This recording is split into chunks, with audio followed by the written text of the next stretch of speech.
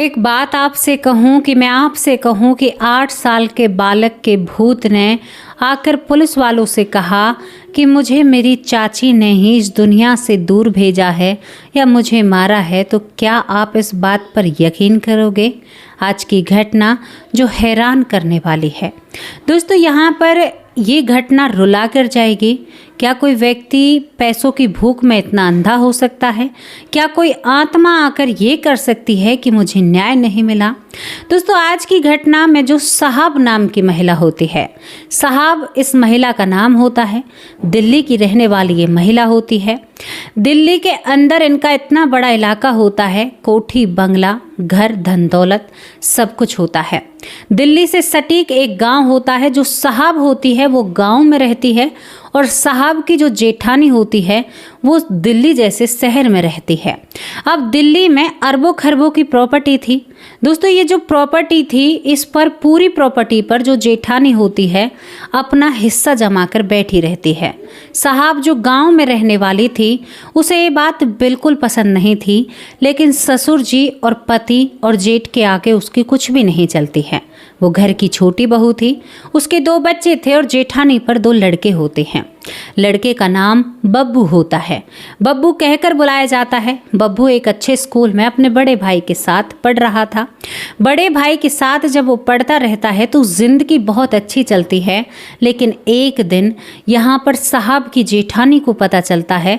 महिला का नाम ही साहब था, उसे सब लोग साहब कहकर बुलाया करते थे। दोस्तों, पता चलता है कि जो बब्बू होता है उसे स्कूल से ही किसी ने गायब कर दिया है। ये खबर सबको झंझोर कर रखने वाली थी। सब हैरान हो जाते हैं, परेशान हो जाते हैं।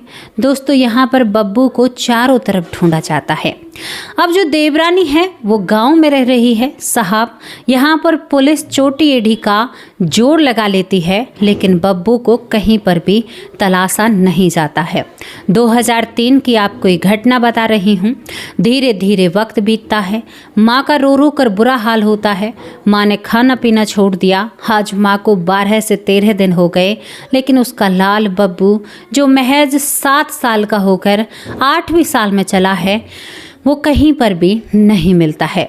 दोस्तों, वो जब कहीं पर भी नहीं मिलता है तो धीरे धीरे वक्त अपनी करवट लेता रहता है।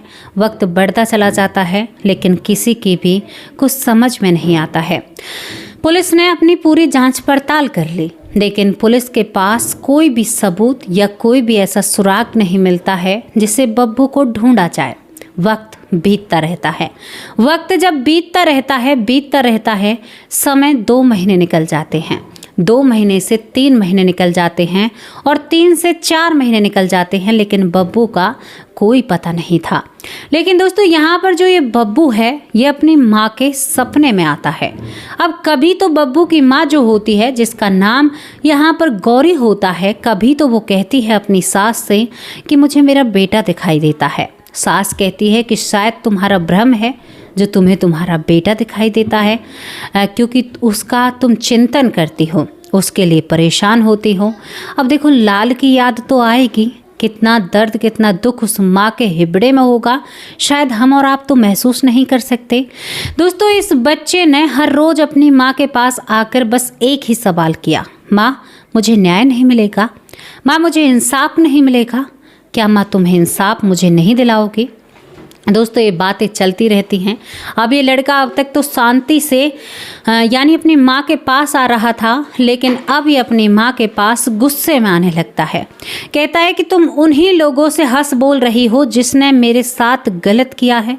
अब आप देखिए, यहाँ पर 7 साल के बच्चे की आत्मा ये बात अपनी माँ से कह रही है। तभी इस महिला ने अपने आप को छू कर और तसल्ली करी कि मैं सो रही हूँ या जग रही हूँ। तो ये महिला जग रही थी, जो बब्बू की माँ होती है। ये कहती कि मैं तो जग रही हूँ। तभी वो लड़का सामने खड़ा रहता है और कहता है कि हाँ माँ, तुम जग रही हो, लेकिन माँ तुमने चाची से सवाल करे, क्या उन्हें मेरी याद नहीं आती है? ये शब्द कहता है, ऐसे ही बाहर खटपट होती है और ये लड़का हवा में विलीन हो जाता है। इस महिला को शक होता है, ये सब कुछ क्या चल रहा है? मेरे बेटे ने मेरी देवरानी का यानी साहब का नाम क्यों लिया? हैरानी भरी बात सुनी आपको।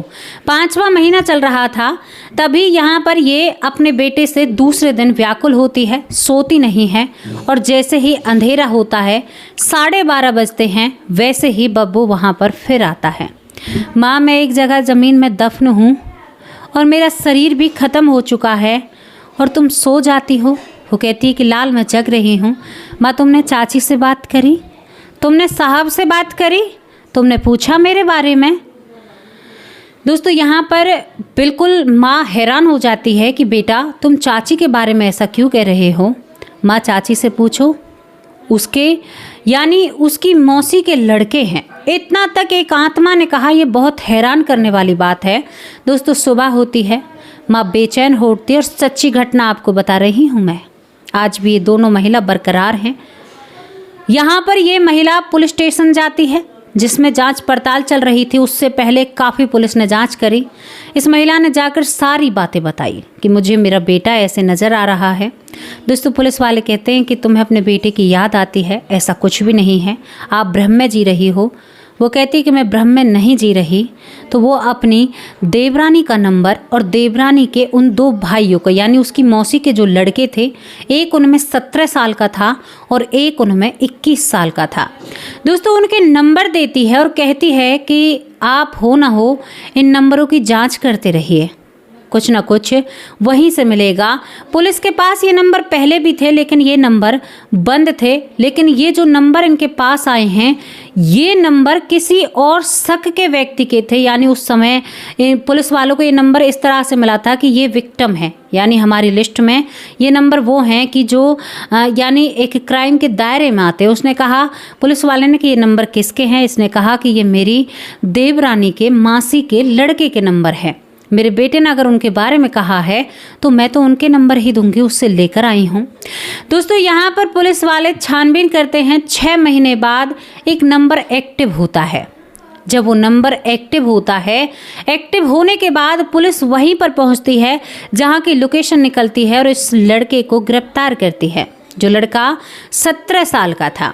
इस लड़के को अरेस्ट जब किया जाता है, इससे पूछा जाता है तो इसने कहा कि ये सिम बाहर पड़ी हुई थी, आज मैंने फ़ोन में डालकर इसको चलाया।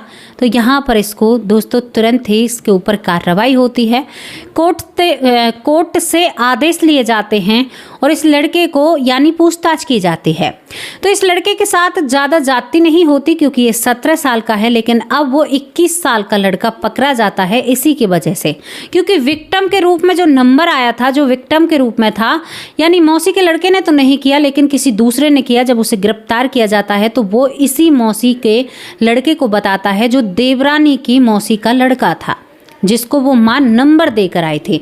नंबर तो चालू नहीं हुआ था, लेकिन जब उस मौसी के लड़के को पकड़ा जाता है ना, तो ऐसा सनसनीखेज सामने आता है केस कि रूह कांप जाती है। क्या किसी आत्मा अपने बारे में ऐसे संकेत दे सकती है? पुलिस वाले भी हैरान हो जाते हैं। 21 साल के इस व्यक्ति को जब रिमांड पर लिया जाता है और इसकी खातिरदारी की जाती है तो दोस्तों बहुत बड़ी बात सामने आती है।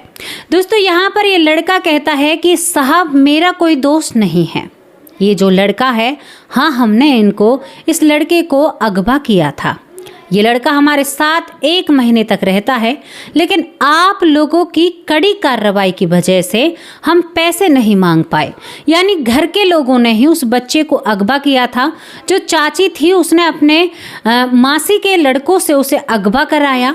अगवा कराने के बाद उस लड़के को फिरौती मांगने को अपने ससुर से बोला, क्योंकि ससुर के पास बहुत सारा पैसा था, अरबों में प्रॉपर्टी थी। तो ये कहते हैं कि जब आपकी कड़ी कार्रवाई होती है तो हमने इस लड़के को मारना ही सही समझा, जिसका नाम बब्बू था, बब्बू उर्फ सुमित। दोस्तों, इस लड़के को ये कहते हैं कि ये हमारे साथ रहता है और हमने किस तरह से इसको अगवा किया, क्योंकि ये हमें जानता है। हम इसके स्कूल के बाहर खड़े रहते हैं, ये अपने भाई से कई दिन हम खड़े रहते हैं। देखिए, रिश्तेदारों की बात बता रही हूँ आपको। ये कहते हैं कि ये हमें जानता है। हमने कहा कि बब्बू तुम्हें हमारे साथ चलना है और ये आसानी से हमारे साथ आ जाता है। एक बार हमने कोशिश भी करी, लेकिन इसके दादा जो बहुत ही पहुंच थी उनकी, पुलिस वाले बहुत इस केस पर छानबीन करते हैं, तो इसके बाद हमें इस बब्बू को मारना पड़ा। दोस्तों अब यहाँ पर पूछा जाता है कि क्या इस चीज़ में चाची की रजामंदी थी? तो चाची की रजामंदी इस चीज़ में नहीं थी, केवल उसको अगवा करना था और पैसे वसूलना था और फिर उस बच्चे को छोड़ देना था। लेकिन इसके बाद ये दो लड़के कहते हैं कि हमारी मजबूरी हो जाती है, अगर हम इस बच्चे को देते तो हमें पुलिस गिरफ्तार करती और हमारे साथ क्या होता। तभी हम एक हथौड़ा लेते हैं और इस बच्चे के सर पर मारते हैं। सर पर जब मारते हैं, ये बैठा हुआ था, चाचू करके मुझसे बात कर रहा था क्योंकि अपनी चाची के वहाँ पर जाता था। तो इसने इस व्यक्ति को देखा था। जब इसका सिर यानी फट जाता है तरबूज की तरह, तो उसे एक तार से कस दिया जाता है, ये बताते हैं दोनों। और हमने तार से कसकर बैग इसकी पीठ पर जो स्कूल का बैग था वो भी इसके कंधों पर डालकर और इसको गड्ढा खोदकर सीधा हमने फलानी जगह पर दफना दिया है। दोस्तों जब वहाँ पर पुलिस जाती है तो वो बैग, वो बुक आज भी अपना वजूद लिए खड़ी थी, लेकिन इस बच्चे का शरीर नहीं रहा था। जो यहाँ पर सर होता है, यहाँ पर 4 बाल रह चुके थे, पता नहीं वो कैसे नहीं गले या सर ऊपर आ रहा था। और इस बच्चे को सीधा इसके कंकाल को निकाला जाता है। यहाँ पर जब ये छानबीन चल रही थी तो जो साहब चाची है जो गांव में रहती है, जब उसे पता चलता है तो वो बिना कुछ कहे ही वहाँ पर जो कम से कम 30 से 35 महिलाएं जो रो रही हैं कि ऐसा हो गया है, उसने 4 महिलाओं के बीच में आकर कहा, देखना अब ये मेरा नाम लेंगे, अब ये मुझे मेरे ऊपर शक का नज़रिया करेंगे। और मैं आपको बताऊं, साहब जो महिला थी वो बहुत सीधी, बहुत शांत स्वभाव की थी। लेकिन मैं आपको कहूँ ना, जब दिमाग पलटी खाता है तो अच्छे अच्छे लोगों का दिमाग घूम जाता है। दोस्तों यहाँ पर पुलिस जब पूछताछ करते हुए इस साहब तक पहुँचती है तो इस साहब के भी 2 बच्चे थे और दोनों ही बच्चे बहुत नादान थे, बहुत छोटी उम्र में थे और ये एक ही घर की 2 महिलाएँ थीं। इसको गिरफ्तार किया जाता है। गोलू यानी जो बब्बू होता है, बब्बू का अंतिम संस्कार किया जाता है और यहाँ पर भारी मन से पूरा गांव इकट्ठा होकर उस बच्चे के उस अंतिम विदाई में इकट्ठा होता है। जो भी देखता है बस यही कहता है, इंसान नहीं राक्षस हैं जिन्होंने इन बच्चे के साथ ऐसा किया। उस बच्चे का शरीर गवाही दे रहा था कि उसके साथ क्या हुआ। जिस तार से उसके सर को बांधा गया था फोड़ने के बाद, वो तार आज भी उसके शरीर पर लिपटा हुआ था। दोस्तों ये हैरान करने वाली बात है, कोई इतना निर्दयी कैसे हो सकता है, कोई इतना नरभक्षी कैसे बन सकता है। लेकिन बात थी कि अगर वो बच्चा अपनी माँ के पास नहीं आता, उसकी आत्मा माँ के पास नहीं आती, तो क्या इस केस का खुलासा हो पाता।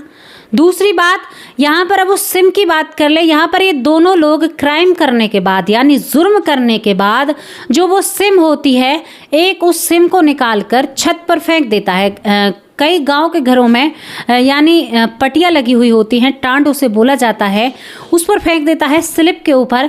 6 महीने बाद सोचता है कि अब तो सारी बातें रफे दफे हो गई हैं, अब कुछ भी नहीं है। एक तरफ तो उस आत्मा का सपने में आना या साक्षात सामने आना और दूसरी तरफ इस लड़के का उस सिम को चलाना, तीसरा वो नंबर मिलना। और यहाँ पर इस केस का एक आत्मा ने खुलासा कराया और एक आत्मा माँ के जरिए पहुँचती है।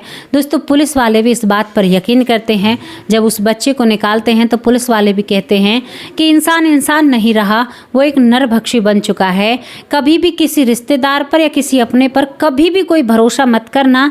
आपको अपने आप पर भी भरोसा करना चाहिए, बाकी किसी और पर कोई भरोसा मत करना, क्योंकि इस पापी संसार में कोई किसी का नहीं है और कोई किसी का नहीं हो सकता। देखिए आप, एक घर की 2 महिलाएं जो पैसों की रंजिश से एक बच्चे को खा गई। सास ससुर को भी एक फर्ज निभाना चाहिए, बच्चों के हिस्से बराबर बट कर देने चाहिए ताकि उनके बीच में दरार ना पड़े या उनके बीच में कोई ऐसी समस्या ना आए। देख लेना, ज़्यादातर लड़ाई उसी घर में होती हैं जहां पर घर के बुजुर्ग अपना हिस्सा करने में गलती करते हैं। एक बेटे को ज़्यादा देते हैं, एक बेटे को कम देते हैं। देखिए प्रकृति हिसाब करेगी कोई हमारी सेवा करता है या नहीं करता। आप अपने नियमों पर चलें, अपने बच्चों को बराबर का बट और हिस्सा दें ताकि आप इस दुनिया से जब जाएं ना तो बिल्कुल आपका हिसाब किताब पक्का हो। ये स्टोरी बहुत दिल को दुखा देने वाली है। आज मैं नाम भी नहीं ले पा रही हूँ, अब आप लोगों से विदा लेती हूँ। कल हाजिर होंगे एक सच्ची और अच्छी स्टोरी के साथ। तब तक के लिए नमस्कार, जय हिंद।